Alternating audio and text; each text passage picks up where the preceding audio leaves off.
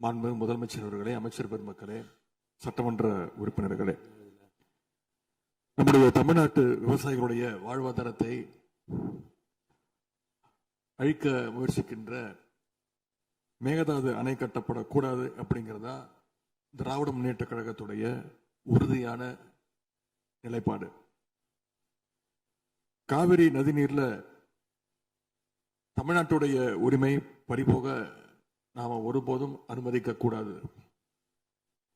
காவிரி நடுவர் மன்றம், காவிரி நடுவர் மன்ற இடைக்கால தீர்ப்பு, இறுதி தீர்ப்பு, உச்ச நீதிமன்றத்துடைய இறுதி தீர்ப்பு, மேலாண்மை ஆணையம் உள்ளிட்ட அனைத்துக்கும் முத்தமிழர் கலைஞர் அவர்கள் முதலமைச்சராக இருந்தப்போ கழக அரசு எடுத்திருக்கக்கூடிய ஆக்கப்பூர்வமான நடவடிக்கைகள் தான் முழு காரணம். அதை இந்த அவையில் இருக்கக்கூடிய மூத்த உறுப்பினர்கள் அத்தனை பேரும் அறிவார்கள்.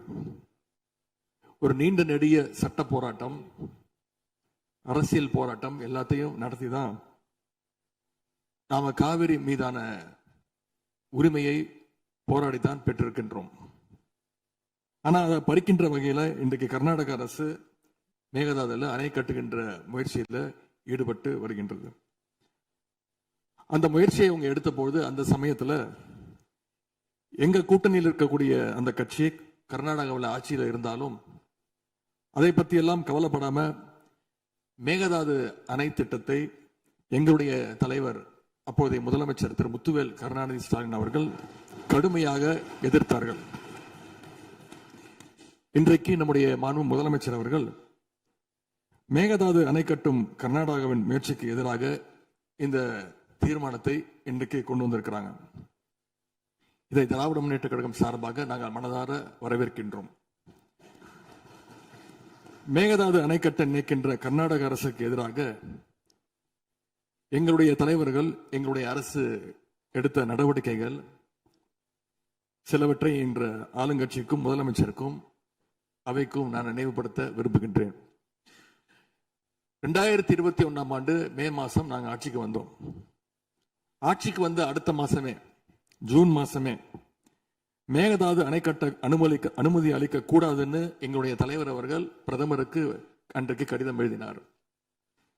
பிறகு அதே கருத்தை வலியுறுத்தி ஜூலை மாதத்துல ஒன்றிய ஜல்சக்தி துறை அமைச்சருக்கும் எங்களுடைய முதலமைச்சர் அவர்கள், எங்களுடைய தலைவர் அவர்கள் அன்றைக்கு ஒரு கடிதம் எழுதினார்கள். இதை அடுத்து அனைத்து சட்டமன்ற கட்சி தலைவர்கள் கூட்டத்தை கூட்டி எந்த காலத்திலும் அணையை கட்டக்கூடாது, அனுமதிக்க கூடாது என்ற தீர்மானத்தையும் நாங்கள் நிறைவேற்றினோம். ஜூலை மாதத்தில் மீண்டும் அதே ஒன்றிய அமைச்சர்கிட்ட நேரில் சென்றும் வலியுறுத்தி இருக்கிறோம். கடந்த 2022-23 ஆண்டு நிதியாண்டுல அணை கட்டுவதற்காக கர்நாடக அரசு 1000 கோடி ரூபாயை ஒதுக்கீடு செஞ்ச உடனே, இந்த விஷயம் தெரிஞ்ச உடனே இதே அவையில அதை கண்டிச்சு அரசினர் தனி தீர்மானத்தையும் எங்களுடைய அரசு அன்றைக்கு நிறைவேற்றுச்சு. அன்றைக்கு எங்களுடைய தலைவர் அவர்கள், முதலமைச்சர் அவர்கள் பேசும்போது சொன்னார், தமிழ்நாட்டின் உரிமையில நாம அனைவரும் ஒன்றுபட்டு நிற்போம் அப்படின்னு எங்களுடைய தலைவர் அன்றைக்கு இது அவையில குறிப்பிட்டு பேசியிருக்கிறார்.